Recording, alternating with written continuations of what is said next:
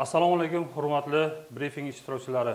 Yoshlar ishlari Nurota tuman bo'limi tomonidan 2025-yil 6 oy davomida 5 tashabbus olimpiadasi doirasida amalga oshirilgan ishlar yuzasidan qisqacha hisobot bersam. Nurota tumanida 5 tashabbus olimpiadasi doirasida 22 ta musobaqa va tanlovlarda 5 bosqichda mahalla, sektor, tuman, viloyat hamda yakuniy respublika bosqichlari o'tkazilishi belgilangan. Unda 13 sport, 3 ta san'at, 1 ta axborot texnologiya, 3 ta kitobxonlik, intellektual o'yinlar, 5 ta kasblar tanlovi o'tkazilishi belgilangan.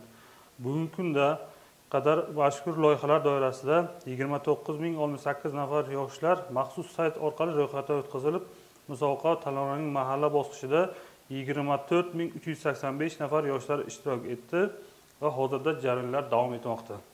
Jumladan mahalla bosqichidan boshlab 11 ta tanlov va loyihalarda shashka, shaxmat, workout, zakovat, bosh prokuror kubogi kurash, stol tennisi, voleybol, streetbol, yengil atletika, arm wrestling, yosh kitobxon tanlovlari mahalla bosqichidan boshlab 5 bosqichda o'tkazilib kelmoqda.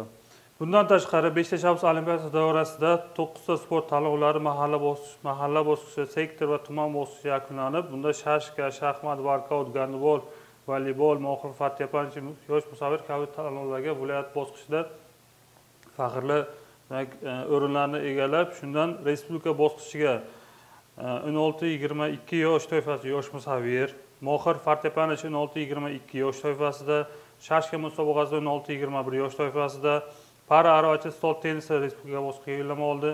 Ichki ishlar vazirligi kubogi doirasida voleybol musobaqasida 16-21 yosh toifasida o'g'il bolalar o'rtasida respublika bosqichiga yo'llanmani qo'lga kiritishdi. Bundan tashqari yoshlarni bo'sh vaqtini mazmunli tashkil etish, vatanparvarlik loyihalari doirasida tijorat va g'ayrat musobaqalari ham demak mahalla, tuman, sektor, tuman bosqichlari yakunlanib, viloyat bosqichiga yo'llanmani yoshlar qo'lga kiritdi. Demak, ushbu loyihalardan tashqari yoshlarimizni bo'sh vaqtini mazmunli tashkil etishda xorijiy tillarni o'rganish uchun Ibrat farzandlari loyihasi, Mutolaa, Ustoz ayi, Uchches, Qizlar akademiyasi kabi demak loyihalarda ham yoshlarimiz keng hamrohi amalga oshirilmoqda. Shuningdek, yoshlarimizni bandligini ta'minlash, ularga kasb o'rgatish, demak tadbirkorlikni rivojlantirish bo'yicha ham tegishli ishlar amalga oshirilmoqda. Bugungi kunda demak birinchi yarim yillikda 235 nafar yoshlarimiz bandligini ta'minlash kerak bo'lsa, hozirda jami 240 nafar yoshlarimizni bandligi ta'minlandi. Bundan tashqari prezidentimizning 2025-yil 14-fevraldagi 62-sonli qarori asosida Aloqa bank yoshlar tayanch banki orqali 38 nafar yoshlarimizga 1,5 milliardlik so'mlik kredit mablag'lari ajratib berildi. Bundan tashqari muhtaram prezidentimizning yoshlarni bo'sh vaqtini mazmunli tashkil etish, ularni kasbga o'rgatish, bo'sh vaqtini mazmunli tashkil etish bo'yicha dolzarb 90 kunlik deb e'lon qilingan. Mazkur 90 kunlikda ham bir qator ishlar amalga oshirilmoqda. 31 ta mahallamizda hamda maktablarimizda hamkor tashkilotlar bilan birgalikda har kuni grafik asosida tadbirlar o'tkazib kelinmoqda.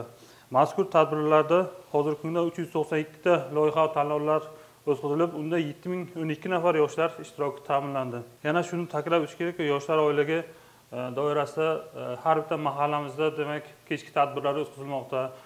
Nurota tumanida 26-iyun kuni Nurota tumanidagi Chashma majmuasi yonidagi amfiteatr binosida katta yoshlar kuni gala konserti o'tish belgilangan. Demak, har kunlik tadbirlarimiz grafik asosida mahalladagi yoshlar yetakchilari hamda hamkor tashkilotlar bilan amalga oshirib kelinmoqda. Qisqacha hisobotim shundan iborat edi. Rahmat.